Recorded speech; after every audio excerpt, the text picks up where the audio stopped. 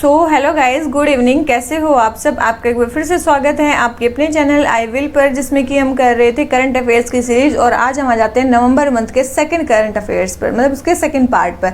ठीक है, तो चलिए शुरू करते हैं बिना देरी करते हुए। तो हमारा फर्स्ट क्वेश्चन क्या बोलता है, देखो, अगर आपको वीडियो अच्छी लगती है तो लाइक करना और चैनल को सब्सक्राइब जरूर कर देना। इसके अलावा अगर आपने कर दिया है तो आप शेयर भी कर सकते हैं। ठीक है, तो चलिए शुरू करते हैं आज के फर्स्ट क्वेश्चन से।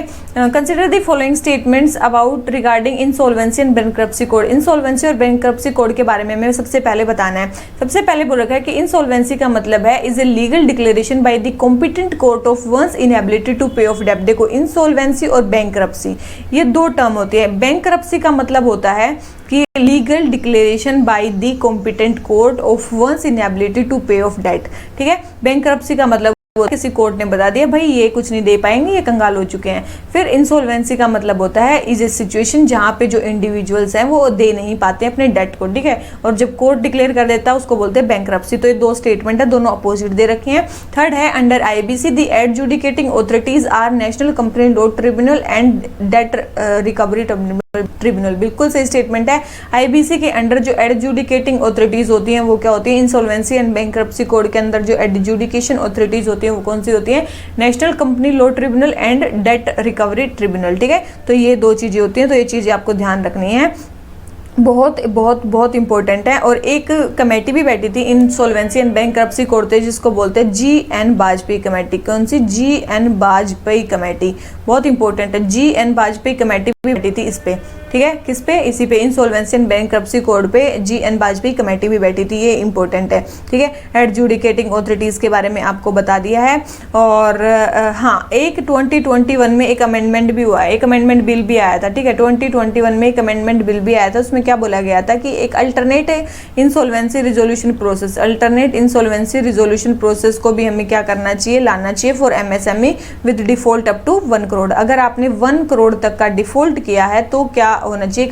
अल्टरनेट इंसॉल्वेंसी रिजोल्यूशन प्रोसेस आनी चाहिए। किसके लिए? MSME के लिए, जिसको उन्होंने क्या किया? Pre packaged insolvency resolution process. ठीक है, pre packaged insolvency resolution process. ठीक है, तो ये चीज ध्यान रखना। तो ये हमारा question number 26। First second statement wrong हो जाती है, थर्ड स्टेटमेंट हमारी करेक्ट है, तो इसका आंसर हमारा क्या हो जाता है?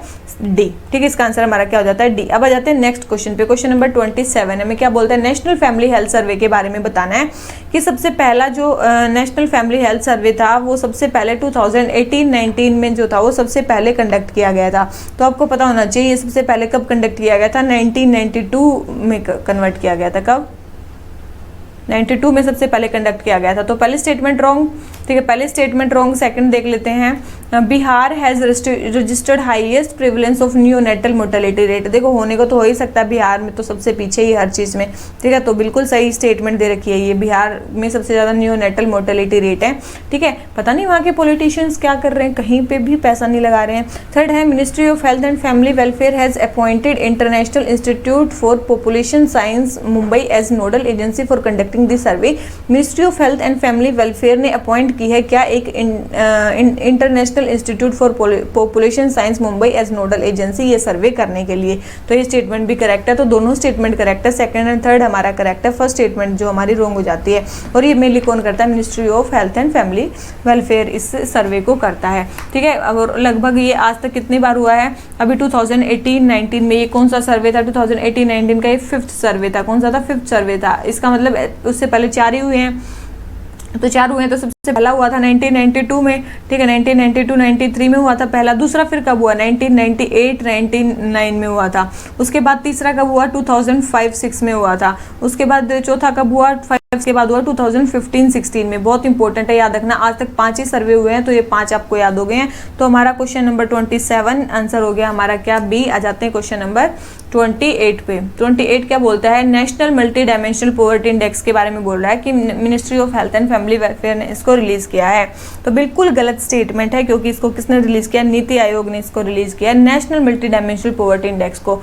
जबकि जो normal multi dimensional poverty index जो इंटरनेशनल लेवल पे निकाला जाता है उसको कौन रिलीज किया? उसको किया था UNDP और Oxford poverty human development index ने। ठीक है, ह्यूमन इंडेक्स ने। तो याद रखना ये UNDP और इन्होंने मिलकर किया है इंटरनेशनल इनिशिएटिव, लेकिन नेशनल वाला है वो नीति आयोग ने किया है। तो फर्स्ट स्टेटमेंट हमारी रॉन्ग हो जाती है। ठीक है। इसका मतलब फर्स्ट स्टेटमेंट रॉन्ग होते ही हो गया, सेकंड स्टेटमेंट करेक्ट है। ये 3 इंडिकेटर्स के ऊपर बेस है, health, education and living standard, बिल्कुल सही है। ठीक है। हेल्थ में क्या क्या देखा जाता है, हेल्थ में देखा जाता है न्यूट्रिशन और जो चाइल्ड मोर्टेलिटी है वो।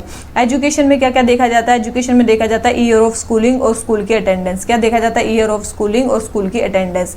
फिर आ जाता है हमारा लिविंग स्टैंडर्ड्स। लिविंग स्टैंडर्ड्स में देखा जाता है cooking, fuel, sanitation, electricity, housing, assets, ये सारी चीजें इसमें देखी जाती हैं। थर्ड है recently 2 additional indicators, antenatal care and bank account under the dimension of health and standard of living have been added. तो एक चीज ध्यान रखना, ये बहुत इंपॉर्टेंट स्टेटमेंट है, ये भी सही है। 2 एडिशनल इंडिकेटर हेल्थ के अंडर इसमें ऐड किए गए हैं। एक तो सबसे पहले एंटीनेटल केयर, अभी मैंने बताया ना हेल्थ में 2 इंडिकेटर्स थे, कौन से थे, एक तो न्यूट्रिशन था, एक चाइल्ड मोर्टेलिटी था। अब उसमें एंटीनेटल केयर और बैंक अकाउंट को भी जोड़ दिया गया है डायमेंशन ऑफ हेल्थ के अंडर। और स्टैंडर्ड ऑफ लिविंग में किसको जोड़ दिया गया है, बैंक अकाउंट को जोड़ दिया गया है। तो बहुत इंपॉर्टेंट है, ये एक एक इनमें जोड़ा गया है, तो ये चीज ध्यान रखनी है। तो क्वेश्चन नंबर 28 हमारा आंसर क्या हो जाता है, डी। ठीक है, आंसर क्या हो जाता है हमारा D. Multi dimensional poverty index जो वैसे स्टार्ट को हुआ था 2010 में। ठीक है, तो आ जाते हैं किस पे, क्वेश्चन नंबर 29 पे। क्वेश्चन नंबर 29 हमें क्या बोलता है, fiscal responsibility and budget management के बारे में बताना है। सबसे पहले है it mandates macro economic framework statement to be placed along with budget documents annually in the Parliament. ये बोल रहे हैं कि पार्लियामेंट में एनुअली बिल्कुल उनके साथ रखना है मैक्रो इकोनॉमिक फ्रेमवर्क स्टेटमेंट को, बिल्कुल बजट के साथ। सेकंड है गवर्नमेंट को जो है वो कितना फिस्कल डेफिसिट रखना है, 3% ऑफ जीडीपी बाई 2021, बिल्कुल ये तब टारगेट रखा गया था। थर्ड है 2016 में रघुराम राजन कमेटी एक बैठी थी जिसने बताया था कि FRBM को जिसने रिव्यू किया था, ऐसा नहीं है, 2016 में एक कमेटी बैठी थी जिसका नाम था NK सिंह कमेटी। कौन सी थी, NK सिंह कमेटी बैठी थी। ठीक है, याद रखना है 2016 में, बहुत इंपॉर्टेंट है। तो ये बैठी थी और इन्होंने रिकमेंड किया था कि 3% जीडीपी का टारगेट होना चाहिए हमारा 2020 तक, और 2023 तक तो हमारा कितना होना चाहिए टारगेट, 2.5% हमें जीडीपी का करना है फिस्कल डेफिसिट को। तो थर्ड स्टेटमेंट हमारी रॉन्ग है और फर्स्ट एंड सेकंड स्टेटमेंट हमारी करेक्ट है, तो हमारा आंसर क्या आ जाता है, बी। ठीक है, सारी चीजें हो गई हमारी। आ जाते हैं क्वेश्चन नंबर 30 पे। क्या बोलता है, state financing A study of budget of 2021-22 report के बारे में बताना है। किसके बारे में, स्टेट फाइनेंसिंग रिपोर्ट के बारे में बताना है। सबसे पहले रिपोर्ट किसने रिलीज की, क्या की, पहले तो वही पता होनी चाहिए कौन से मिनिस्टर ने इसको लॉन्च किया। तो सबसे पहले है कि इसको किसने लॉन्च किया, बोल रहे हैं कि इसको लॉन्च किया मिनिस्ट्री ऑफ फाइनेंस ने, तो बिल्कुल गलत स्टेटमेंट है। ये लॉन्च किया किसने, RBI ने लॉन्च किया। State financing A study of budget of 2021, ये किसने लॉन्च किया, सबसे पहले तो ये RBI ने लॉन्च किया है। ठीक है, सेकंड स्टेटमेंट है the theme of this year is coping with pandemic a third tier dimension, बिल्कुल ये इसका मतलब थीम था। थर्ड है it provides information analysis and assessment of finances of Panchayati Raj institution, ये पंचायती राज इंस्टीट्यूशन के इनके बारे में बताती है, तो बिल्कुल गलत स्टेटमेंट है। अब एक बात बताओ, ये स्टेट फाइनेंस बताएगी तो स्टेट के बारे में बताएगी ना, स्टेट गवर्नमेंट कहाँ पे क्या क्या खर्च कर रही है उसके बारे में बताएगी। किसके बारे में, स्टेट गवर्नमेंट्स के बारे में बताएगी, ना कि पंचायती राज इंस्टीट्यूशन के बारे में। तो थर्ड स्टेटमेंट भी रॉन्ग होगी। फोर्थ है the ratio of interest payment to revenue receipts has increase. देखो interest payment to revenue receipts आजकल क्या हो गया, इंक्रीज हो गया है, ये इसने बताया है। इससे क्या होगी, हमारी जो डेट सस्टेनेबिलिटी है वो क्या होगी, इरोड होगी। तो ये बिल्कुल सही स्टेटमेंट इसमें बोल रखी है कि जो हमारी रिवेन्यू रिसीट्स आती हैं उसमें जो इंटरेस्ट पेमेंट का अमाउंट है वो क्या हो गया है, इंक्रीज हो गया है, जिससे डेट सस्टेनेबिलिटी क्या हो रही है, इरोड हो रही है। तो बिल्कुल सही स्टेटमेंट है। सेकेंड एंड फोर्थ स्टेटमेंट हमारी करेक्ट है और फर्स्ट एंड थर्ड स्टेटमेंट हमारी क्या है, मतलब रॉन्ग है। ठीक है, तो हमारी आंसर क्या हो गया, सी। ठीक है, अब आ जाते हैं क्वेश्चन नंबर किस पे, क्वेश्चन नंबर 31 पे। क्वेश्चन नंबर 31 हमें क्या बोलता है, नेशनल कंपनी लॉ ट्रिब्यूनल के बारे में बताना है। अभी हमने पढ़ा था नेशनल कंपनी लॉ ट्रिब्यूनल, अब देख लेते हैं उसके बारे में। बोले कि ये एक क्वासी जुडिशियल बॉडी है। क्या है, नेशनल कंपनी लॉ ट्रिब्यूनल एक क्वासी जुडिशियल बॉडी है, बिल्कुल सही स्टेटमेंट है। ये जो थी ये Eradi committee, justice Eradi committee की रिकमेंडेशन पे बनी थी, बहुत इंपॉर्टेंट है। यस, ये जस्टिस इराडी कमेटी की रिकमेंडेशन पे बनी थी और ये बोल रहे हैं ये एक एडजुडिकेटिंग ऑथोरिटी है इंसॉल्वेंसी प्रोसीडिंग्स के लिए। इंसॉल्वेंसी एंड बैंक्रप्सी कोड में भी अभी मैंने थोड़ी देर पहले बताया था, एक था डेट रिकवरी ट्रिब्यूनल और एक थी NCLT।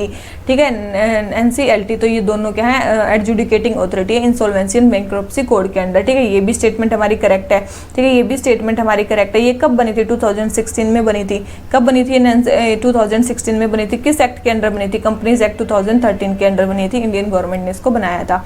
तो क्वेश्चन नंबर 31 आंसर क्या हो गया हमारा, डी। ठीक है, अब आ जाते हैं किस पे, क्वेश्चन नंबर 32 पे। हमें क्या बोलना है, हमें बताना है कमेटी के बारे में। ठीक है, कौन सी कमेटी है। ठीक है, ये सारी चीज़ें किस कमेटी ने बोली है, बहुत इंपॉर्टेंट है। सबसे पहले है it aim to review status, need and justification of various provisions, reserves and buffers presently provided for by the RBI. ये आरबीआई के लिए जो प्रोवाइड किए गए हैं ये बफर वगैरह, उसके बारे में बात करती है। सेकंड है इट रिव्यूड बेस्ट प्रैक्टिसेस जो फॉलो होती हैं सेंट्रल बैंक्स, जो भी ग्लोबली, मतलब इन्होंने रिव्यू की जितनी भी best practices globally central bank follow करते हैं, और उनका असेसमेंट किया और फिर बताया कि सेंट्रल बैंक जो है वो क्या क्या कर सकता है। तो बिल्कुल। और थर्ड है एक clear distinctions between two components of economic, realised equity and revaluation equity. एक बार जाके आप मेरे लेक्चर्स देखना, ठीक है, उसमें पता चलेगा कि क्या क्या मतलब सिस्टम है। रियलाइज्ड इक्विटी और वैल्यूएशन बैलेंसेस के बारे में किसने डिस्टिंक्शन किया, तो वो कौन सी कमेटी थी जिन्होंने डिस्टिंक्शन किया, तो वो थी हमारी कौन सी कमेटी, बहुत इंपॉर्टेंट है, बिमल जलन कमेटी। कौन सी थी वो हमारी थी, बिमल जलन कमेटी थी वो हमारी, जिसने ये सारे रिकमेंडेशन दिए। बहुत इंपॉर्टेंट है, ठीक है, बहुत इंपॉर्टेंट है, जिन्होंने ये सारे रिकमेंडेशन दिए हैं वो क्या, कौन सी हमारी। एक इन्होंने सरप्लस डिस्ट्रीब्यूशन पॉलिसी भी बताई थी, इसने सरप्लस डिस्ट्रीब्यूशन के बारे में भी बताया था। इसके बारे में सरप्लस डिस्ट्रीब्यूशन की, अब अगर आरबीआई के पास पैसा ज़्यादा कमा लेता है, उसके पास सरप्लस बच जाता है, तो उसको कहाँ देना है आपको, गवर्नमेंट को देना है, ठीक है। तो और किसका, केवल और केवल रियलाइज्ड इक्विटी का जो सरप्लस अमाउंट है उसी को देना है। तो ये चीज़ ध्यान रखना, रियलाइज्ड इक्विटी का सरप्लस अमाउंट हमें देना है। और इन्होंने क्या बोला था, एक और चीज़ इन्होंने बोली थी कि आरबीआई की जो बैलेंस शीट है कंटिजेंसी रिस्क बफर में कितनी रखनी है, हमें 5.5 से 6.5% रखनी है, ठीक है। कंटिजेंसी रिस्क बफर हमें कितना रखना है, 5.5 से 6.5%। इसके अलावा इन्होंने बताया था इकोनॉमिक, आरबीआई के इकोनॉमिक कैपिटल फ्रेमवर्क के बारे में, ठीक है, कि हर 5 साल के बाद जो इकोनॉमिक कैपिटल फ्रेमवर्क है आरबीआई का, इकोनॉमिक कैपिटल फ्रेमवर्क है जो आरबीआई का, उसको भी क्या करना चाहिए, रिव्यू करना चाहिए हर 5 साल के बाद। तो ऐसी बहुत सारी उसके बारे में बताया था। तो ये हो गया हमारा क्वेश्चन नंबर करेक्ट। आ जाते हैं क्वेश्चन नंबर 33 पे। प्रॉम्प्ट करेक्टिव एक्शन के बारे में बताना है। किसके बारे में, प्रॉम्प्ट करेक्टिव एक्शन के बारे में बताना है। सबसे पहले है कि the prompt corrective action is a framework under which banks with weak financial metrics are put under which CAG. देखो, आपने कभी सुना है कि सीएजी के अंडर कोई बैंक रखा जा रहा है, ठीक है, क्या आपने कभी सुना है कि सीएजी के अंडर कोई बैंक रखा जा रहा है? बिल्कुल गलत स्टेटमेंट, सीएजी के लिए नहीं, सीएजी के अंडर नहीं, आरबीआई अपने अंडर बैंक्स को रखेगा प्रॉम्प्ट करेक्टिव एक्शन के अंडर। तो फर्स्ट स्टेटमेंट तो हमारी रॉन्ग होगी। और देखो, फर्स्ट स्टेटमेंट रॉन्ग होते ही इसका मतलब सेकंड स्टेटमेंट करेक्ट है। सेकंड मतलब the framework is based on recommendation of working group of financial stability and development council and financial sector legislative reform commission. तो ये जो फ्रेमवर्क है, मतलब पीसीए फ्रेमवर्क किसकी रिकमेंडेशन के ऊपर लाया गया है? तो एक तो है फाइनेंशियल स्टेबिलिटी डेवलपमेंट काउंसिल और एक है financial sector legislative reform commission. इन दो कमेटीज के रिकमेंडेशन पे लाया गया है। तो ये स्टेटमेंट बिल्कुल करेक्ट है। थर्ड है PCA framework would apply to all banks operating in India including foreign banks operating through branches और सब्सिडियरीज। बोल रहे हैं कि जो पीसीए फ्रेमवर्क है वो सारे बैंक्स पे अप्लाई होगा जो भी इंडिया में ऑपरेट कर रहे हैं, including foreign banks operating through branches. और ये स्टेटमेंट आपको क्या लग रही है? क्या पीसीए फ्रेमवर्क सब पे, बिल्कुल जो इंडिया में जिसकी भी ब्रांचेस हैं जो भी हैं उन सब पे क्या होगा, ये अप्लाई होगा, ठीक है, उन सब पे ये अप्लाई होगा। तो ये भी चीज़ आपको ध्यान रखनी है, पीसीए फ्रेमवर्क सब पे अप्लाई होगा, ठीक है। हाँ, तो ये पीसीए फ्रेमवर्क सब पे अप्लाई होगा, तो ये भी हमारी करेक्ट स्टेटमेंट है, ठीक है। तो ये थर्ड स्टेटमेंट होगी हमारी करेक्ट, सेकंड स्टेटमेंट होगी हमारी करेक्ट और फर्स्ट स्टेटमेंट क्या होगी हमारी रॉन्ग होगी।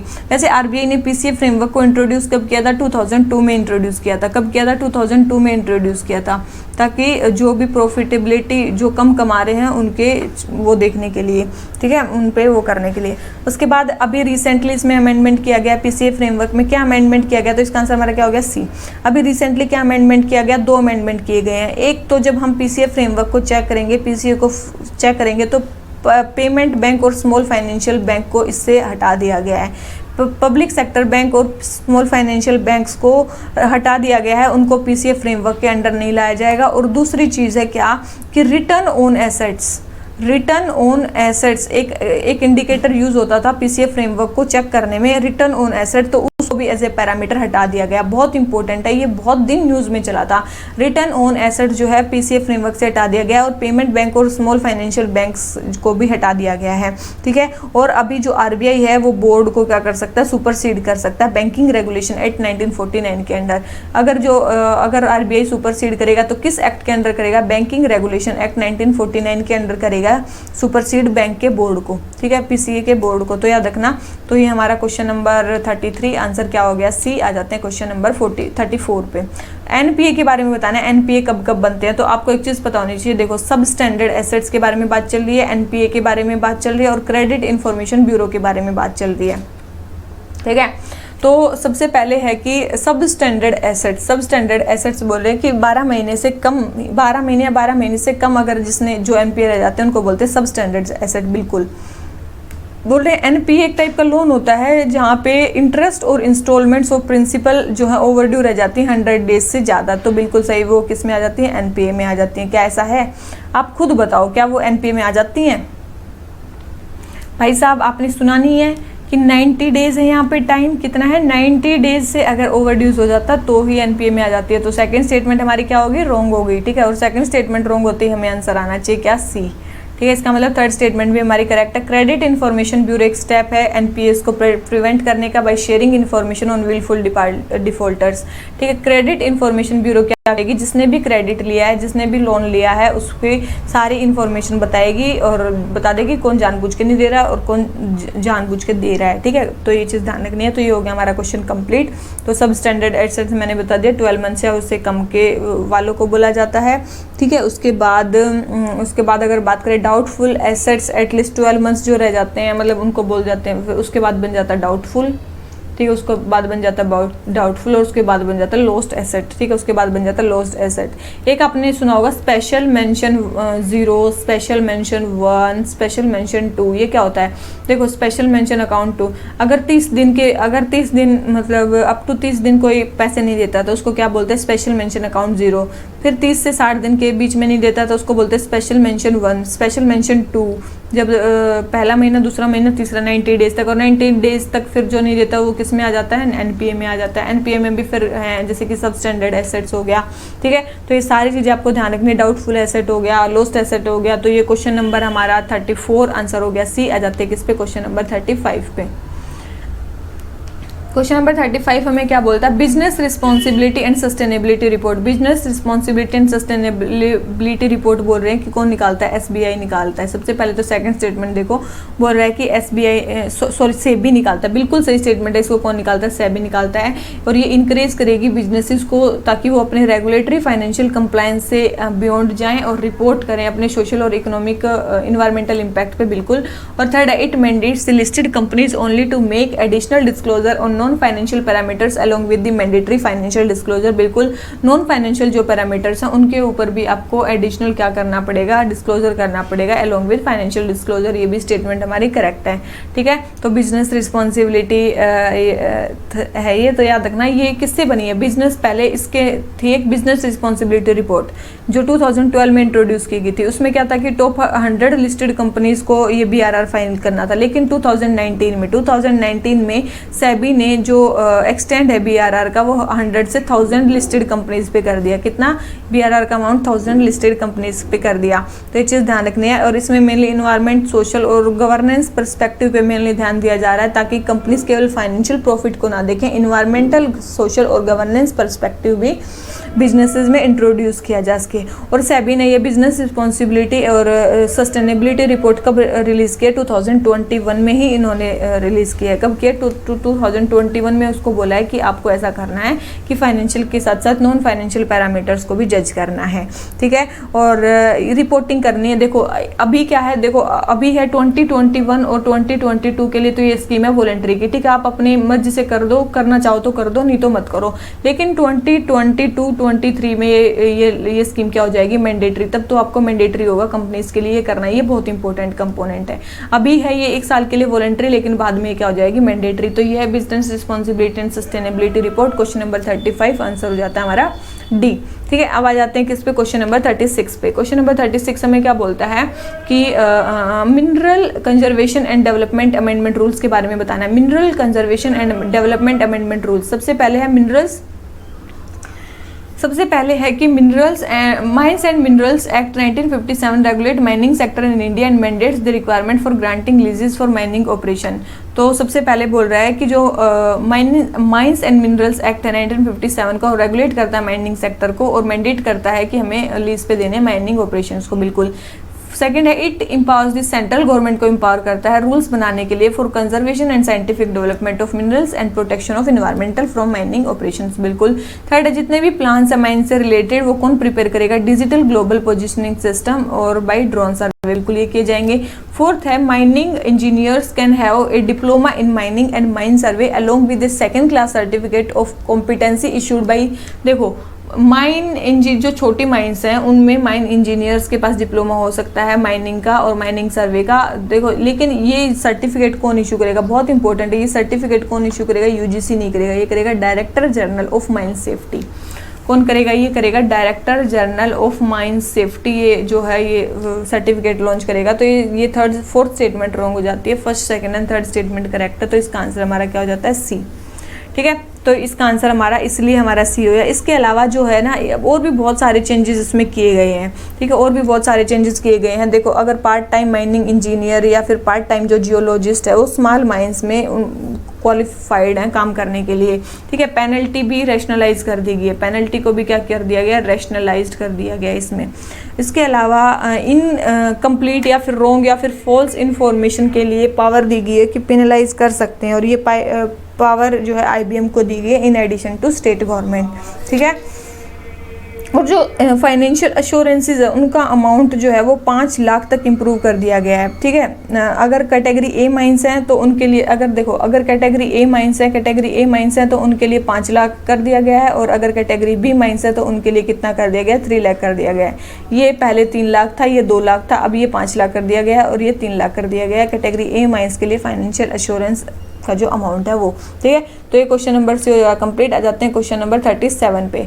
प्रधानमंत्री खनिज क्षेत्र कल्याण योजना के बारे में बताना है। प्रधानमंत्री खनिज क्षेत्र कल्याण योजना देख लेते हैं भाई क्या बता रहे हैं। सबसे पहले है इसको इम्प्लीमेंट करते हैं ministry of mines under district mineral fund. बिल्कुल, activities meant to be taken under the polluter pay principle should not be taken up under the, बिल्कुल ये स्टेटमेंट भी हमारी करेक्ट है कि एक्टिविटीज जो हैं जो पोल्यूटर पे प्रिंसिपल के अंडर है should not be taken up under खनिज क्षेत्र कल्याण योजना, वो उसके अंडर नहीं ली जाएंगी। तो ये भी स्टेटमेंट हमारी क्या है, करेक्ट है। थर्ड है district mineral fund has been directed to take all major decisions in participatory mode in consultation with state government. District mineral fund जो है वो सारी एक्टिविटीज़ कर सकता है, किससे पूछ के, तो याद रखना ये जो है डिस्ट्रिक्ट मिनरल फंड के पास सारे मेजर डिसीजन लेने की पावर है, लेकिन किससे पूछ के, ग्राम सभा से पूछ के, किससे, ग्राम सभा से पूछ के। ठीक है, तो ये चीज़ ध्यान रखना है। तो ये स्टेट गवर्नमेंट से नहीं, ग्राम सभा से पूछ के उसके पास पावर है। तो थर्ड स्टेटमेंट रॉन्ग हो जाती है, फर्स्ट एंड सेकंड स्टेटमेंट हमारी करेक्ट है, तो आंसर हमारा क्या हो गया, ए। ठीक है, और जो ये डिस्ट्रिक्ट मिनरल फंड है ये जितने भी माइनिंग से रिलेटेड डिस्ट्रिक्ट्स हैं, अफेक्टेड डिस्ट्रिक्ट्स हैं, उन सब में एस्टेब्लिश की गई है। और किस एक्ट के अंडर इसको एस्टेब्लिश किया गया है, माइंस एंड मिनरल्स एक्ट 2015 के अंडर इनको डिस्ट्रिक्ट मिनरल फंड को एस्टेब्लिश किया गया है। ठीक है, और सेंट्रल गवर्नमेंट डिफाइन करेगी कि जो कंट्रीब्यूशन है कि जो माइंस हैं, जो भी लोग या जो भी कंपनीज माइन कर रही हैं वो उनको कितना अमाउंट जो है डिस्ट्रिक्ट मिनरल फंड को देना होगा, ये कौन डिटरमाइन करेगी, सेंट्रल गवर्नमेंट।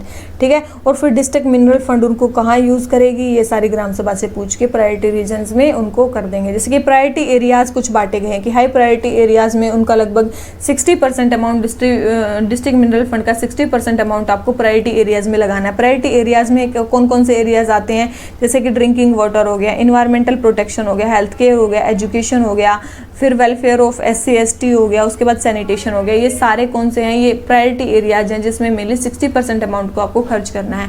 उसके अलावा 40% अमाउंट जो भी नॉन प्रायोरिटी एरियाज हैं उनमें आपको खर्च करना है। तो ये क्वेश्चन हो जाता है हमारा कंप्लीट। आ जाते हैं क्वेश्चन नंबर 38 पे। हमें बताना है किसके बारे में, फिशरीज सेक्टर के बारे में बताना है। किसके बारे में बताना है, हमें बताना है फिशरीज सेक्टर के बारे में। तो सबसे पहले है हमारा कि इंडिया जो है 3rd लार्जेस्ट फिशिंग प्रोड्यूसर और 2nd लार्जेस्ट एक्वाकल्चर में है नेशन में, वर्ल्ड में। ठीक है, वर्ल्ड की बात चल रही है तो बिल्कुल सही स्टेटमेंट है। फिश प्रोडक्शन में 3rd है और जो एक्वाकल्चर नेशन है उसमें 2nd है इंडिया। 2nd है while inland fisheries are fully managed by state government. जो मैरीन फिशरीज हैं उनको मतलब कोलैबोरेशन से मेंटेन किया जाता है बिल्कुल। और गवर्नमेंट ने जो है वो 1 लाख करोड़ का टारगेट किया है कि हम 1 लाख करोड़ के एक्सपोर्ट करेंगे 2024-25 तक। तो ये भी स्टेटमेंट हमारी क्या है, करेक्ट है बिल्कुल। और अभी जो फिशरीज है वो मतलब टोटल कंट्रीब्यूशन कितना करती है, 1.07% जो है फिशरीज़ कंट्रीब्यूट करती है हमारी जीडीपी में, ठीक है। टोटल जीडीपी का 1.07% ही जो हमारी फिशरीज है कंट्रीब्यूट कर दी है। हमें एक्सपोर्ट, देखो हमें एक तो एक्सपोर्ट को इतना बढ़ाना है और हमें प्रोडक्शन को कितना बढ़ाना है, बहुत इंपॉर्टेंट है, ध्यान रखना। 21 million ton, 21 million metric ton जो है वो हमें प्रोडक्शन को इंक्रीज़ करना है। तो ये चीज़ ध्यान रखना। एक्सपोर्ट को तो 1 लाख करोड़ बढ़ाना है और प्रोडक्शन को 22 मिलियन टन को हमें इम्प्रूव करना है। तो ये सारी चीज़ें हो जाती है हमारी कंप्लीट। तो हमारा क्वेश्चन नंबर 38 सारी स्टेटमेंट करेक्ट है, तो आंसर क्या हो गया, डी, ठीक है। आ जाते हैं mRNA पे। mRNA वैक्सीन्स के बारे में सबसे पहले है RNA vaccines work by introducing N mRNA sequence code in the disease specific antigen into the body, बिल्कुल ऐसे किया जाता है। सेकंड, mRNA सीक्वेंस को आर्टिफिशियली आप प्रिपेयर नहीं कर सकते किसी भी लैब में, तो आप कर सकते हो, तो तभी तो ये वैक्सीन बनाई जा रही है। तो आंसर क्या हो गया, ए, ठीक है। DNA से आप RNA में इसको चेंज कर सकते हो। अभी mRNA वैक्सीन्स के आप नाम बता सकते हो कोई, देखो एक तो फाइजर, ठीक है, फाइजर का आपने नाम सुना होगा, और एक आपने नाम सुना होगा किसका, मॉडर्ना। ये दोनों क्या है, mRNA वैक्सीन है, बहुत इंपॉर्टेंट है। और क्या है इसमें याद रखने लायक, और इसमें है कि भाई इंडिया के पास अभी तो कोई वैक्सीन नहीं है जो मेनली किस पे बनी है, mRNA पे बनी है, ठीक है। ये सारी चीज़ें ध्यान रखनी है, और ये लेस एक्सपेंसिव बनाने में, जल्दी बनाई जा सकती है, ठीक है। कन्वेंशनल जो वैक्सीन प्रोडक्शन है उससे ये जल्दी बनाई जा सकती है। तो हमारा ये क्वेश्चन हो जाता है कंप्लीट। आ जाते हैं क्वेश्चन नंबर 40 पे। हमें बताना है गवर्नमेंट सिक्योरिटीज़ एक्विजिशन प्लान के बारे में। किसके बारे में बताना है, गवर्नमेंट सिक्योरिटीज़ एक्विजिशन प्रोग्राम के बारे में बताना है। GSAP आपने सुना होगा ना, GSAP शायद आपने नाम सुना होगा, GSAP, देखो अब आपको याद आएगा, ठीक है। गवर्नमेंट सिक्योरिटीज़ एक्विजिशन प्लान के बारे में हमें बताना है। तो सबसे पहले बोल रखा है कि जब हम परचेज करते हैं गवर्नमेंट सिक्योरिटीज़ को, द RBI इन्फ्यूजेज मनी, देखो अगर मान लो, देखो ये है गवर्नमेंट सिक्योरिटीज़, ठीक है, पेपर्स हैं ये, ठीक है, और ये है RBI, ठीक है। इसको RBI क्या करता है, परचेज करता है। अगर इसको परचेज कर लिया, मान लो गवर्नमेंट सिक्योरिटीज़ ले ली, तो किसी पैसे में लेगा तो पैसे किस में चले जाएंगे, तो मनी से लेगा तो मनी कहाँ पे चली जाएगी, मनी सप्लाई में चली जाएगी, मतलब इकोनॉमी में मनी का क्या हो गया, इन्फ्यूजमेंट हो गया, तो मनी इकोनॉमी में आ जाती है, ठीक है। तो ध्यान रखना, RBI जो है मनी को इन्फ्यूज़ करने के लिए समटाइम क्या करता है, गवर्नमेंट सिक्योरिटीज़ को खरीदता है। तो by purchasing government securities RBI infuse करता है मनी सप्लाई में, मनी को मनी सप्लाई में। सेकेंड है money market, Open market operations are conducted by RBI by way of sale or purchase of government securities to adjust money supply, बिल्कुल। Open market operations में RBI क्या करता है, government securities को कभी cell करता है, कभी परचेज करता है, यही मनी सप्लाई को रेगुलेट करने के लिए, तो बिल्कुल सही स्टेटमेंट है। थर्ड, RBI जो है वो ओपन मार्केट ऑपरेशन करता है डायरेक्टली पब्लिक से डील करने के लिए। आप एक बात बताओ, मेनली जो RBI है वो गवर्नमेंट सिक्योरिटीज़ को बैंक लेते हैं ना, गवर्नमेंट सिक्योरिटीज से खरीदता है, बैंकों के साथ, मतलब ये रिलेशन है, डायरेक्ट पब्लिक के साथ ऐसा नहीं करता है। तो थर्ड स्टेटमेंट तो रॉन्ग होगी, और फर्स्ट एंड सेकंड स्टेटमेंट हमारी करेक्ट है। डायरेक्ट पब्लिक से वो नहीं करता, मतलब इंटरेक्ट नहीं करता। मेनली किससे होता है, मेनली बैंकिंग सेक्टर से मेनली वो ओपन मार्केट ऑपरेशंस मेनली चलते हैं, ठीक है। तो ये चीज़ ध्यान रखनी है। तो हमारा क्वेश्चन नंबर 40 आंसर हो जाता है सी। आ जाते हैं किस पे, क्वेश्चन नंबर 41 पे। क्वेश्चन नंबर 41 हमें क्या बोलता है, special credit linked capital subsidy scheme के बारे में बताना है। Special credit link subsidy scheme के बारे में बताना है। स्पेशल क्रेडिट लिंक सर्विसेज स्पीस, क्या बोले जा रही हूँ मैं, देखो सबसे पहले तो है capital subsidy, credit linked capital subsidy scheme जो है ना, मतलब स्पेशल नहीं, only credit linked capital subsidy scheme जो थी ये 2000 में आई थी, ताकि MSME सेक्टर्स को क्या प्रोवाइड किया जा सके, टेक्नोलॉजी प्रोवाइड की जाए, टेक्नोलॉजी अपग्रेडेशन किया जा सके माइक्रो स्मॉल इंटरप्राइजेस का, ताकि कैपिटल सब्सिडी हमें उनमें देनी है, और कितनी देनी है, 15% कैपिटल सब्सिडी उसमें प्रोवाइड की गई थी, और 2000 में ये स्कीम आई थी। नॉर्मल MSMEs के लिए स्कीम आई थी। फिर आई क्या आई, special credit linked capital subsidy scheme, ये स्पेशल वाली है। स्पेशल वाली में क्या बोला गया है, इसने बोला गया है कि it provides institutional credit to OBCs MSME, ऐसा याद रखना, OBCs के लिए नहीं है ये, कौन सी उनके लिए है, तो याद रखना SCs के लिए, SC ST MSMEs के लिए, OBCs के लिए नहीं है, ठीक है। बहुत इंपॉर्टेंट है ये, MSMEs के टेक्नोलॉजिकल अपग्रेडेशन के लिए है। सेकेंड है इसको इम्प्लीमेंट कौन कर रहा है, इसको MSME मिनिस्ट्री जो है वो इसको इम्प्लीमेंट कर रही है, तो ये स्टेटमेंट हमारी क्या बिल्कुल करेक्ट है, MSME मिनिस्ट्री इसको इम्प्लीमेंट कर रही है। और थर्ड है, इसमें क्या किया जाएगा, इसमें 25% कैपिटल सब्सिडी प्रोवाइड की जाएगी, बिल्कुल सही स्टेटमेंट है। स्पेशल वाले में कितनी है, 25% सब्सिडी दी जाएगी, और ओनली स्पेशल हटा दो तो ये 2000 में स्टार्ट की गई थी, इसमें 15% कैपिटल सब्सिडी का जो था वो प्रोविजन था, ठीक है। तो फर्स्ट स्टेटमेंट हमारी रॉन्ग हो जाती है, सेकंड एंड थर्ड स्टेटमेंट हमारी करेक्ट है, तो आंसर हमारा क्या हो गया, बी। ठीक है। ये होगी special credit link capital subsidy scheme के बारे में। अब आ जाते हैं किस पे, क्वेश्चन नंबर 42 पे। क्या बोलता है हमें, logistic ease across different states के बारे में बताना। Logistic ease across different states, सबसे पहले बोल रखा है कि Ministry of Commerce and Industries report को निकालती है, बिल्कुल सही स्टेटमेंट है। 2018-19 के जो एडिशंस थे वो परसेप्शन बेस्ड थे, लेकिन जो 2021 का मतलब जो ये रिपोर्ट है ये ऑब्जेक्टिव पैरामीटर्स के ऊपर बेस है। बिल्कुल सही स्टेटमेंट दे रखी है, बिल्कुल सही स्टेटमेंट दे रखे हैं। और ये लॉन्च कब हुई थी, 2018 में ही लॉन्च हुई थी। ये 2 एडिशन हुए सबसे पहले, वो परसेप्शन बेस्ड थे, और 2021 का जो था ये कौन सा बेस था, ये ऑब्जेक्टिव पैरामीटर्स के ऊपर बेस्ड था। बहुत इंपॉर्टेंट है, ठीक है, बहुत इंपॉर्टेंट है। तो ये हमारा क्वेश्चन हो जाता है कंप्लीट। तो दोनों ही स्टेटमेंट इसके बारे में हमारी क्या है, करेक्ट है, ठीक है, दोनों ही स्टेटमेंट इसके बारे में हमारी करेक्ट है। और मेनली ये जो हमारा लीड्स इंडेक्स है ये हमने क्यों स्टार्ट किया है, क्योंकि हमने एक वर्ल्ड बैंक का, आपने सुना होगा, एक लॉजिस्टिक परफॉर्मेंस इंडेक्स निकालता है, लॉजिस्टिक परफॉर्मेंस इंडेक्स निकालता है वर्ल्ड बैंक। तो उसके बेस पे हमने किया कि हम भी देखेंगे हमारी स्टेट्स कैसे कैसे परफॉर्म कर रही हैं, ठीक है। तो ये बाई एनुअल इंडेक्स है, लॉजिस्टिक परफॉर्मेंस इंडेक्स जो वर्ल्ड बैंक का बाई एनुअल इंडेक्स है। और इंडिया की इसमें अप्रोक्स कितनी रैंक आई है 2018 में इंडिया की रैंक आई है 44th। कितनी रैंक आई है 2018 में, इसमें इंडिया की रैंक आई थी 44th, ठीक है। अगर हम स्टेट्स के, इसकी डिफरेंट स्टेट्स के इंडेक्स की बात करें तो सबसे पहले कौन है, याद रखना, गुजरात ने इसमें टॉप किया है 2018 में, 2019 में और 2021 में, तीनों सालों में गुजरात ने ही इसमें क्या किया है, टॉप किया है। उसके बाद आता है हमारा हरियाणा, ठीक है, उसके बाद आता है हमारा पंजाब, ठीक है, उसके बाद है तमिलनाडु, उसके बाद है महाराष्ट्र, ठीक है, उसके बाद आ जाता है हमारा ठीक है, ये सारी स्टेट्स हैं, ठीक है। उसके बाद है हमारे यूपी। तो यूपी क्या है, 6th सबसे बड़ा, मतलब सबसे मतलब लीडिंग है, मतलब लॉजिस्टिक्स में। और एक और चीज़ ध्यान रखनी है, यूपी जो से ज़्यादा इंप्रूव भी इसने की है, ठीक है, याद रखना, टॉप इंप्रूव इसने किया, 7 रैंक शायद मेरे ख्याल से ये आगे आया है। उसके बाद है ये मेनली, उसके बाद आती है उड़ीसा, कर्नाटका, आंध्रा, तेलंगाना, ये सारी स्टेट्स हैं। और यूटीज़ में कौन टॉप आया है, दिल्ली, ठीक है, दिल्ली किस में आई है, यूटीज़ में टॉप आई है। तो ये हमारी स्टेट्स हैं। और गुजरात किस में, स्टेट्स में फर्स्ट आया है, और दिल्ली जो है मेनली यूटीज़ में फर्स्ट आई है। तो ये सारी चीज़ें आपको ध्यान रखनी है। तो क्वेश्चन नंबर 42 आंसर हमारा क्या हो गया, सी। दोनों ही स्टेटमेंट हमारी करेक्ट है। किसके बारे में, logistic is across different states में। हमने कहाँ से चिपका के ये लॉजिस्टिक इंडेक्स निकाला है, वर्ल्ड बैंक के लॉजिस्टिक परफॉर्मेंस इंडेक्स से निकाल के, ठीक है। अब जाते हैं किससे, क्वेश्चन नंबर 43 पे। नेशनल अप्रेंटिस प्रमोशन स्कीम के बारे में बताना है। नेशनल अप्रेंटिस प्रमोशन स्कीम, सबसे पहले देख लेते हैं कि क्या बोल रहा है। सबसे पहले है कि क्या बोल रहा है, इसको निकालता कौन है, बोल रहे कि Ministry of skill development and entrepreneurship जो है इसको निकालती है। 1 ईयर प्रोग्राम है जो मेनली टेक्निकली क्वालिफाइड यूथ है, प्रैक्टिकल नॉलेज एंड स्किल्स है, वो मेनली इसको वो करेंगे। तो एक चीज़ आपको ध्यान रखनी है, 2 चीज़ आपको ध्यान रखनी है वहाँ पे। एक, आप पहले तो आप क्वेश्चन देखो, क्वेश्चन में पूछा क्या है, ठीक है, ये ट्रिक की क्वेश्चन है ये। नेशनल अप्रेंटिस प्रमोशन स्कीम, ठीक है, ये प्रमोशन स्कीम के बारे में पूछा है यहाँ पे, ठीक है।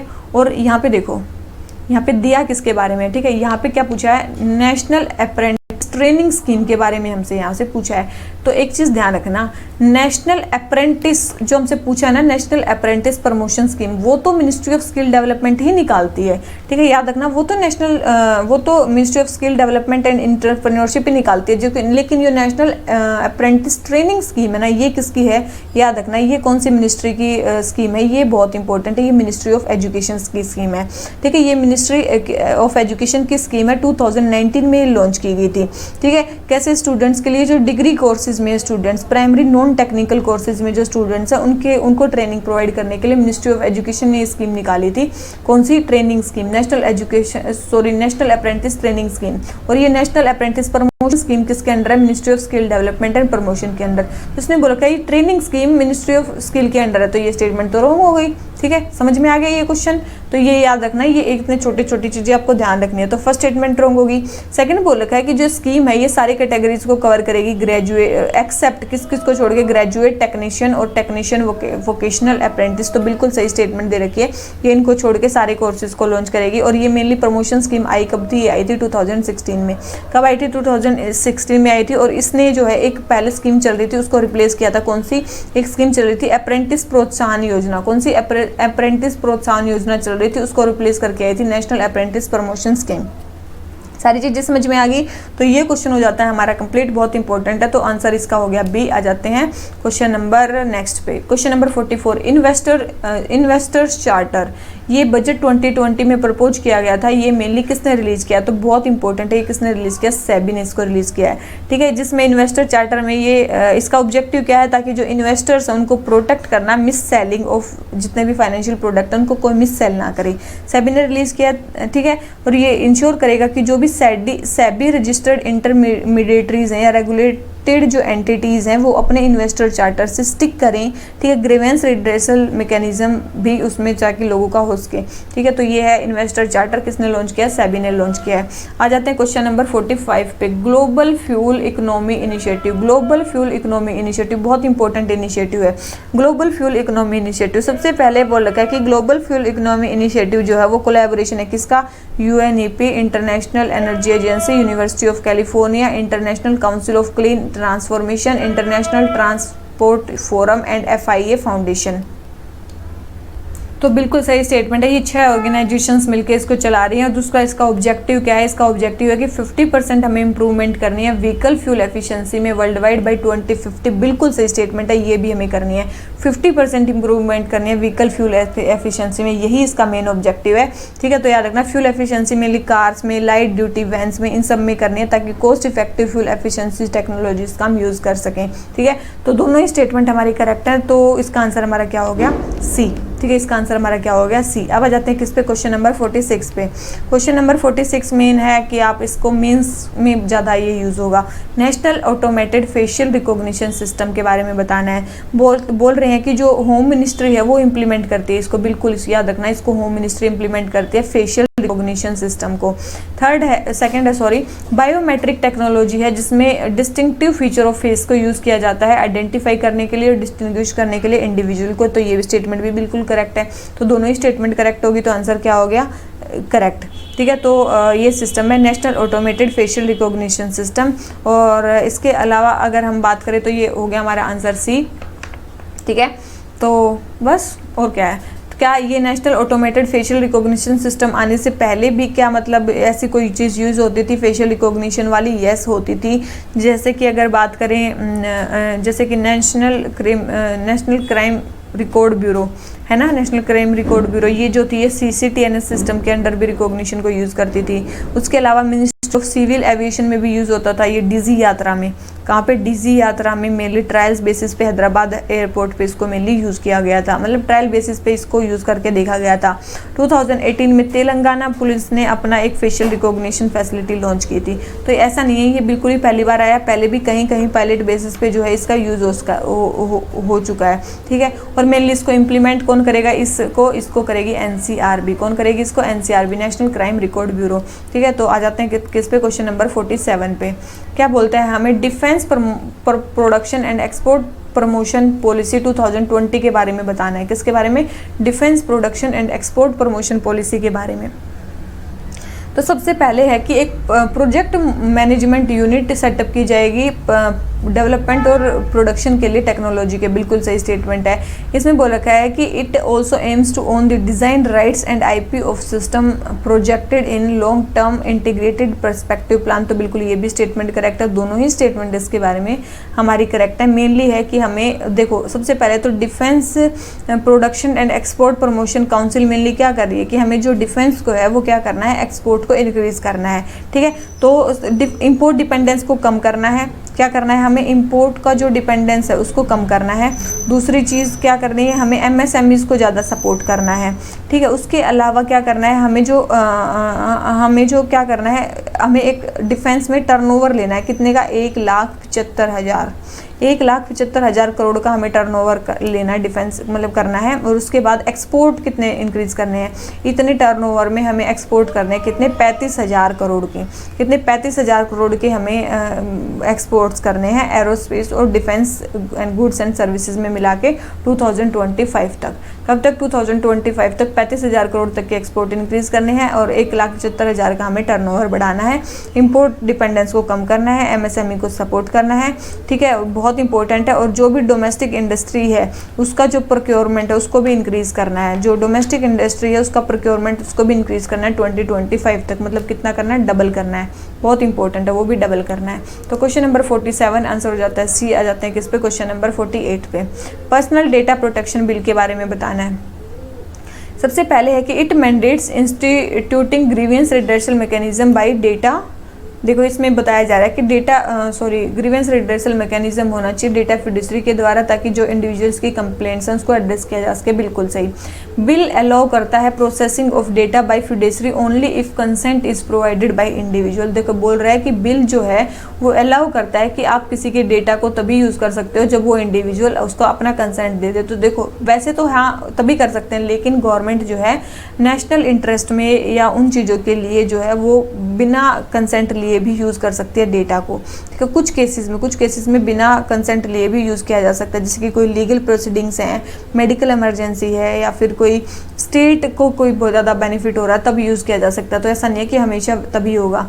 थर्ड है कि ये बिल जो था ये मेनली किस कमेटी ने, मतलब कौन सी कमेटी थी जिन्होंने ये प्रिपेयर किया था, तो वो बोल रहे हैं कि ये जस्टिस हरि कृष्ण कमेटी थी। बिल्कुल भी नहीं है। कौन सी थी? श्री कृष्णा कमेटी। आपने सुना होगा BN Shri Krishna committee, justice BN Shri Krishna committee ने ये मेनली ड्राफ्ट किया था। तो थर्ड स्टेटमेंट भी रॉन्ग है, फर्स्ट करेक्ट है। तो आंसर क्या होगा हमारा A।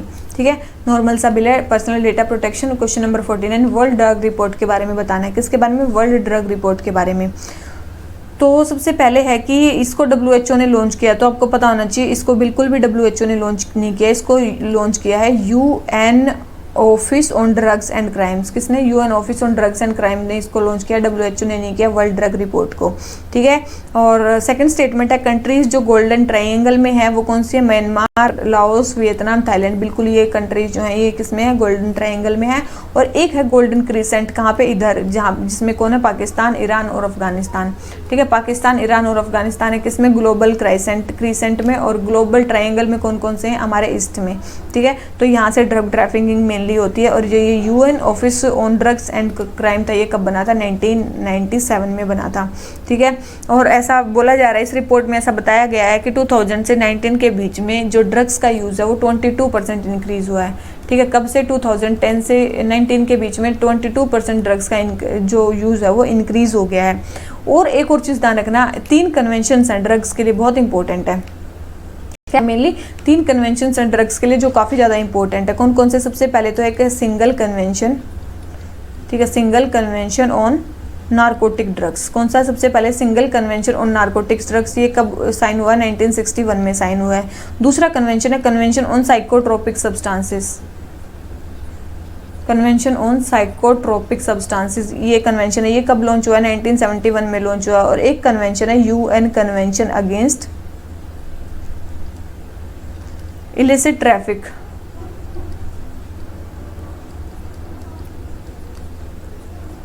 In narcotic drugs and psychotropic substances में जो है ये कब है? 1988 में साइन हुआ है। ये 3 कन्वेंशन है, याद रखना। तीनों के तीनों इंडिया ने साइन कर रखे हैं। इंडिया तीनों का सिग्नेटरी है। याद रखना ड्रग्स में जितने भी कन्वेंशन है वो इंडिया ने साइन कर रखे हैं, बस इतना आप ध्यान रख लेना जो भी है। ठीक है, तो फर्स्ट स्टेटमेंट रॉन्ग है, सेकंड स्टेटमेंट करेक्ट है, तो इसका आंसर हमारा क्या हो जाता है? B। ठीक है, अब आ जाते हैं किस पे? क्वेश्चन नंबर वैसे एक चीज़ बताओ, international day against drug abuse and illicit trafficking कब मनाया जाता है? ठीक है, इंटरनेशनल डे ड्रग के अगेंस्ट कब मनाया जाता है? बहुत इंपॉर्टेंट है, याद रखना। 26 जून को मनाया जाता है। कब मनाया जाता है? 26 जून को मनाया जाता है, बहुत इंपॉर्टेंट है। ठीक है, ड्रग्स के अगेंस्ट जो हमारा वो डे है। अब जाते हैं किस पे? क्वेश्चन नंबर 50 पे। हमें क्वेश्चन नंबर 50 हमें क्या बोल रहा है? क्वेश्चन नंबर 50 हमें बोल रहा है कि आयंस के बारे में बताना है। आज ही हम बता रहे थे किसके बारे में? कल बताया था शायद, किसके बारे में? सिमटेक्स के बारे में। सिमबैक्स या सिमटेक्स के बारे में बताया कि सिंगापुर, इंडिया जो है किस किस फोरम पे वो करते हैं, क्या करते हैं, कोलैबोरेट करते हैं। उसमें हमने 5 ऑर्गेनाइजेशंस बताई थी। एक था G20, एक था कॉमनवेल्थ। ठीक है, एक तो कॉमनवेल्थ, एक थी ईस्ट एशिया समिट, एक थी हमारी क्या आयंस, और एक थी हमारी आयंस थी, एक थी इंडियन ओशन ड्रीम एसोसिएशन। तो उसमें से आयंस के बारे में हमसे पूछा गया है। आयंस सबसे पहले बोल रखा है कि रिसेंटली इसकी चेयर फ्रांस के पास है, तो ये बिल्कुल सही स्टेटमेंट है, रिसेंटली इसकी चेयर फ्रांस के पास है। दूसरा बोल रखा है कि ये कंपल्सरी इंक्लूसिव इनिशिएटिव है, याद रखना ये कंपल्सरी नहीं है। पहली चीज़ तो ये क्या वॉलंटरी है, बहुत इंपॉर्टेंट है, ये वॉलंटरी इनिशिएटिव है और इंक्लूसिव इनिशिएटिव है जो मेनली जो भी Indian Ocean region littoral states हैं उनको एक साथ लेके आ रहा है। बिल्कुल सही स्टेटमेंट है, ये उनको एक साथ लेके आ रहा है, लेकिन हाँ, ये उनको एक साथ लेके आ रहा है। देखिए एक चीज़ ध्यान रखना है, ये सागर इनिशिएटिव के अंडर लेकिन नहीं लेके आ रहा है, ठीक है, ये बहुत इंपॉर्टेंट है, लेकिन ये सागर इनिशिएटिव के अंडर नहीं लेके आ रहा है। थर्ड है, India is among the founding members of ion. जो इंडिया है वो फाउंडिंग मेंबर ऑफ आयन में, बिल्कुल सही स्टेटमेंट है। तो सेकंड स्टेटमेंट रॉन्ग होगी, फर्स्ट स्टेटमेंट करेक्ट है, थर्ड करेक्ट है, तो आंसर हमारा क्या हो गया? सी, ठीक है, आंसर हमारा क्या हो गया? सी। देखो इसके अलावा अगर हम बात करें आयंस की, इसके मेंबर्स कितने हैं इसमें याद रखना, इसमें 24 मेंबर्स हैं प्लस 8 ऑब्जर्वर स्टेट्स हैं, ठीक है। ये 4 सब रीजन्स में बटा हुआ है, 4 सब रीजन्स में ये मेनली बटा हुआ है, ठीक है। 4 सब रीजन्स में मेनली क्या बना हुआ है? आयंस की जो स्टेट्स हैं वो बटी हुई हैं, ठीक है। आयंस की जो स्टेट्स हैं बटी हुई हैं, तो उसमें कौन कौन सी कंट्रीज आती हैं? बहुत सारी कंट्रीज आती हैं, जैसे कि देखो देख लेते हैं। देखो इसमें है ना, इस मैप में आपको सारे कंट्रीज बताएंगे। देखो सबसे पहले तो है ईस्ट एशिया की कंट्रीज, ईस्ट अफ्रीकन कंट्रीज हैं। ईस्ट अफ्रीकन कंट्रीज में कौन सी आती है? एक तो आती है केन्या, एक आती है तंजानिया, ठीक है। उसके बाद आती है हमारी कौन सी? मॉरिशस, ठीक है। ये तो हो गया हमारा मेडागास्कर, ठीक है, ये तो हो गया हमारा मेडागास्कर, ये अलग है। एक आती है हमारी मोजाम्बिक, कौन सी आती है? एक मोजाम्बिक आती है, एक केन्या आती है, एक तंजानिया आती है, एक मॉरिशस आती है, और एक आती है हमारी साउथ अफ्रीका आती है। कौन सी आती है? देखो साउथ अफ्रीका आ गई हमारी, मोजाम्बिक, तंजानिया, केन्या, ठीक है, तंजानिया, केन्या, और यहीं पे क्या है? एक मॉरिशस, ठीक है, मॉरिशस है, एक वो आती है। और एक चीज़ ध्यान रखना है, यहीं पे एक और कंट्री है फ्रांस, ठीक है, यहाँ पे एक उसका आइलैंड है फ्रांस, तो याद रखना फ्रांस, एक कंट्री आती है फ्रांस। तो ये सारी ईस्ट अफ्रीकन कंट्रीज़ में आती हैं। उसके बाद आती है हमारी वेस्ट एशियन कंट्रीज़। कौन सी? वेस्ट एशियन कंट्रीज़, यहाँ पे जो कंट्रीज़ हैं जैसे कि ईरान हो गया, देखो यहाँ पे कौन सी है? ओमान, ठीक है, तो एक कंट्री आती है यहाँ पे ओमान, ठीक है, एक ओमान आती है, एक ईरान आती है, ईरान देखो ये रही हमारी ईरान। उसके बाद आती है हमारी सऊदी अरेबिया एंड यूएई, कौन सी होती है? सऊदी अरेबिया, और यहाँ पे हमारा यूएई, तो ये कंट्री आती है हमारी कौन सी? वेस्ट एशिया में। उसके बाद आती है हमारी साउथ एशियन लिटोरल स्टेट्स, कौन सी आती है? यहाँ पे साउथ एशियन लिटोरल स्टेट्स, ये कौन सी होती हैं? बांग्लादेश, इंडिया, देखो यहाँ पे कौन सा होता है? बांग्लादेश, फिर है इंडिया, ठीक है। उसके बाद है मालदीव्स, पाकिस्तान, यहाँ पे कौन सा है? मालदीव्स, ठीक है, यहाँ पे कौन सा है? पाकिस्तान। ये सारे एक ही ग्रुप में आते हैं, ठीक है, कौन से में? साउथ एशियन लिटोरल्स में। उसके बाद आ गया हमारा सेचुलिस तो यही है, ठीक है, इधर सेचुलिस आ गया हमारा। फिर आ जाता है हमारा श्रीलंका, ये हमारा श्रीलंका रहा। उसके बाद है हमारा कौन सा? यूके, ठीक है, एक हमारा यूके भी आता है, बहुत इंपॉर्टेंट, एक हमारा यूके भी आता है। तो ये सारी कंट्री किस में? साउथ एशियन लिटोरल में। उसके बाद आती है हमारी एक और south east Asian and Australian littoral, कौन सी है? South east Asian and south east Asian, देखो ये तो होगी हमारी कौन सी? South Asian. उसके बाद आती है हमारी साउथ ईस्ट एशियन, उसमें कौन कौन सी स्टेट्स आती हैं? एक तो होगी हमारी ऑस्ट्रेलिया, ठीक है, ऑस्ट्रेलिया तो हमारी होएगी। उसके बाद है हमारी इंडोनेशिया, ठीक है, उसके बाद है हमारी यहाँ पे ये रहा मलेशिया, ठीक है, उसके बाद है मलेशिया। उसके बाद है यहाँ पे उसके नीचे सिंगापुर। उसके बाद है म्यांमार, ठीक है, म्यांमार। उसके बाद नीचे उसका थाईलैंड, ठीक है, टिमोर लिस्ते, ठीक है, यहीं पे एक कंट्री है, मतलब वहाँ पे टिमोर लिस्ते, ठीक है, तो वो भी ध्यान रखना, टिमोर लिस्ते, ठीक है, टिमोर लिस्ते। तो ये सारी चीज़ें ध्यान रखनी है। तो ये सारी किस में आते हैं? इन स्टेट्स में आते हैं। ये साउथ ईस्ट वाली कंट्रीज़ हैं, और ये हमारी साउथ एशियन कंट्रीज़ हैं, और ये हमारी वेस्टर्न कंट्रीज़ हैं, और ये हमारे ये वाली कंट्रीज़ हैं। तो ये 4 ग्रुप्स में मेनली बटा हुआ है। अब देखो ये नहीं है कि केवल और केवल ये जो ओशंस है मेनली ये इन्हीं स्टेट्स में बचे हुए हैं, बहुत इंपॉर्टेंट है। सबसे पहले जो आयंस की जो मीटिंग हुई थी ना, याद रखना 2008 से स्टार्ट हुई थी, 2008 से 10 में हुई थी, और सबसे पहले 2 साल इंडिया में ही रही थी इसकी चेयरमैनशिप, मतलब ठीक है। तो फिर 2010 से 12 में फिर यूएई में आई, तो मतलब ऐसे ऐसे 2-2 साल इसकी चेयरमैनशिप रहती है, ठीक है। अभी फ्रांस के पास है, बस इतना आपको ध्यान रखना है। उसके अलावा देखो ये जो स्टेट्स हैं सारी और किस किस में बाइंड, ये सारी नहीं, मतलब लगभग इंडियन ओशन के लिए और भी बहुत सारे इनिशिएटिव चल रहे हैं, जैसे कि आपने सुना होगा बिम्स्टेक, ठीक है, ये तो मेनली इसके लिए है, बे ऑफ बंगाल के लिए, ठीक है, बिम्स्टेक। उसके बाद अगर बात करें सागर इनिशिएटिव 2015 में जो चला था, कब चला था? 2015 में। बिम्स्टेक कब आया था? 1997 में। उसके बाद Indian Ocean Rim Association, Indian Ocean Rim Association जो भी इससे रिम से एसोसिएटेड है वो सारे स्टेट, ये भी 1997 में बना था। एक आपने सुना होगा इंडियन फ्यूजन सेंटर फॉर और इंडियन ओशन रीजन, ठीक है, ये आपने सुना होगा। ये कब बना था? ये 2018 में बना था, ठीक है, जिसमें भी सारी इन्फॉर्मेशन आपस में शेयर की जाती है। तो ऐसा नहीं है ये जो मेंबर स्टेट्स हैं ये केवल और केवल एक ही ऑर्गेनाइजेशन से जुड़े हुए हैं, बहुत सारी ऑर्गेनाइजेशन है इंडियन ओशन के लिए, तो सारी चीज़ें आपको ध्यान रखनी है, ठीक है। तो इसी नोट पे देख लेते हैं हमारा आंसर क्या हो गया, ठीक है। तो हमारे ये आंसर हो जाता है सी। तो चलिए इसी नोट पे आज का लेक्चर खत्म करते हैं। अगर आपको वीडियो थोड़ी सी भी अच्छी लगती है तो लाइक किया करो और चैनल को सब्सक्राइब कर दिया करो, ठीक है। और नहीं कर रहे हो तो बिल्कुल बहुत अच्छी बात है, तो और भी अच्छी बात है, ठीक है। आप अगर देखो, आप अगर सिलेक्शन ले लो और हमारी कोचिंग का नाम लो, ठीक है, लो ना लो बिल्कुल कोई फ़र्क नहीं पड़ता, ठीक है। तो चीज़ ध्यान रखना, केवल और केवल आप जो पढ़ रहे हो ना, किसी के लिए नहीं पढ़ रहे, केवल अपने लिए पढ़ रहे हो, ना किसी कोचिंग के लिए पढ़ रहे हो, ना किसी चीज़ के लिए पढ़ रहे हो, केवल अपने लिए पढ़ो और सिलेक्शन लो, ठीक है। शेयर करना है करो, शेयर नहीं करना है मत करो, ठीक है। बस बोलने का है हमारा कि हमें बोलना ही पड़ता है, क्योंकि सबको थोड़ा सा वो होता है प्रॉफिट इनिशिएटिव, मतलब प्रॉफिट इंटेंशन होता है हमारा भी कुछ, ठीक है। तो बस इसीलिए है कि बस क्या है, सब्सक्रिप्शन बढ़ जाता है तो लोग ज़्यादा देखना पसंद करते हैं, उनको जिनके थोड़े से व्यूज़ कम होते हैं तो लोग उनको थोड़ा कम देखना पसंद करते हैं, बस इतनी सी बात है। उसके अलावा कोई बात नहीं है, आपको करना है करिए, नहीं करना है मत करिए, लेकिन हाँ पढ़ाई ज़रूर करिए, ठीक है, क्योंकि वो सबसे ज़्यादा इंपॉर्टेंट है। पढ़ाई में आपकी कोई लापरवाही नहीं होनी चाहिए, और अब की बार तो प्री में लगभग सब बच्चों का सिलेक्शन होना चाहिए, ठीक है। तो चलिए इसी नोट पे आज के लेक्चर ख़त्म करते हैं। My best wishes are always with you. चलिए, thank you very much, bye bye.